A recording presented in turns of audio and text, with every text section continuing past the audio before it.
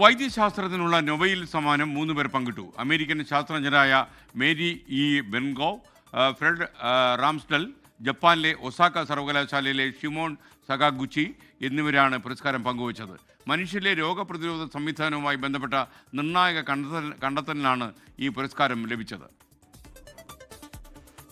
American ഗവേഷകരായ Mary E Brunkow, Fred Ramsdell, Japan Osaka സർവകലാശാലയിലെ professor Shimon Sakaguchi എന്നിവരാണ് ഇത്തവണത്തെ വൈദ്യശാസ്ത്ര നൊബേലിന് അർഹരായവർ.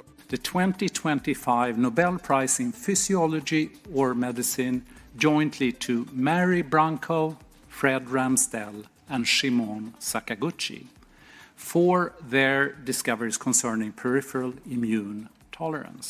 മനുഷ്യരുടെ രോഗപ്രതിരോധ ശേഷി മെച്ചപ്പെടുത്തുന്നതിനുള്ള സംഭാവനകളാണ് ഇത്തവണത്തെ നൊബേലിന് പരിഗണിച്ചത്.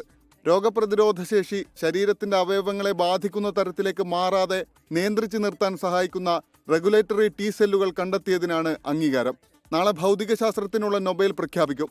രസതന്ത്രം, സാഹിത്യം, സമാധാനം, സാമ്പത്തിക ശാസ്ത്രം എന്നിങ്ങനെയാകും പ്രഖ്യാപനം. ഒക്ടോബർ 13-നാകും അവസാന വിഭാഗമായ സാമ്പത്തിക ശാസ്ത്രത്തിലെ വിജയിയെ പ്രഖ്യാപിക്കുക. വിഖ്യാതമായ നൊബേൽ മെഡലും ഡിപ്ലോമയും $1 മില്യൺ അമേരിക്കൻ ഉൾപ്പെടുന്നതാണ് നൊബേൽ സമ്മാനം. International desk 24.